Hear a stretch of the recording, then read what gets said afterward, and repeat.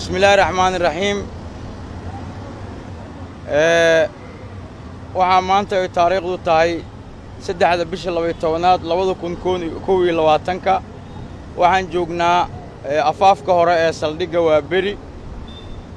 waxaan rabnaa inaan warbixin kooban idinka siino kiiskii xalay ka dhacay isgooska dabka. xalay oo ay taariikhdu ahayd 2 bishii 12aad 2021 abaaro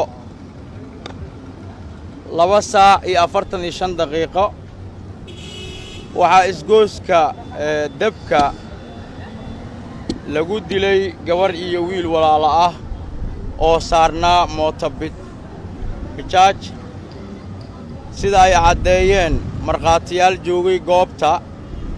waxaa rasaas isgooska oo jaam ahaa si uu jaamka isaga qaado rasaas wujiyey gaari uu ku buufsanaa sida ay caddeeyeen markhaatiga kalarka xoogga dalka Soomaaliyeed. goobta waxaa ku dhintay wiilkii gabadha walaalaha ah rasaastii uu riday gaarigaas. sida ay markhaatiyaashu caddeeyeenna gaariga wuxuu u degtay dhanka isgooska Bakaaraha. xalay 2 saac iyo 45 daqiiqo markii kiiskan dhacay ilaa saacaddan aan joogno wuxuu ciidanka booliiska Soomaaliyeed u kuurgalay sidii xogta dhabta ah ee gaarigaas cidii lahayd iyo goobta uu ka tirsanaa iyo meesha uu ka yimid loo heli lahaa. hoggaanka baarista dembiyada CID ayaana gacanta ku haya oo ilaa hadda galkeedii u furan yahay.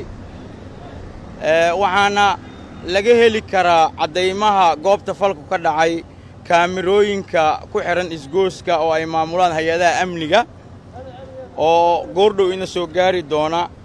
marka waxaan caddaynaynaa kiiskaas oo ay dhibanayaal ka yihiin ehelka garbahayaga taagan inuu dhacay 2 saac iyo 45 daqiiqo. wiilkii gabadha geeriyoodayna ay saarnaayeen mooto bajaaj. markii xabaddu ay ku dhacdayna cabsi darteed mootadii uu la cararay carruurtii oo meed ah. gaariga rasaasta huwiyey waxaa la caddaynayaa inuu ahaa nooca cabdibilaha laba shirleyda ah. sida markhaatiyaasha ama ganacsatada goobta dabka ku sugneedna ay caddeeyeen kuna buufsanaa kalarka xoogga dalka Soomaaliyeed. guud ahaan ummadda Soomaaliyeed waxaan u caddaynaynaa inaan ka xunnahay arrinta xalay goobtaas ka dhacday. waxaan uga tacsiyadaynaa guud ahaan eheladii iyo qaraabadii ay ka geeriyoodeen labada carruur ah oo garbahayaga taagan. waa ka xunnahay waxaana sida ugu dhaqsiyaha badan haddii aan nahay booliiska Soomaaliyeed u soo saari doonaa kiiskaas iyo dhammaadkiisa waana idinla socodsiin doonaa.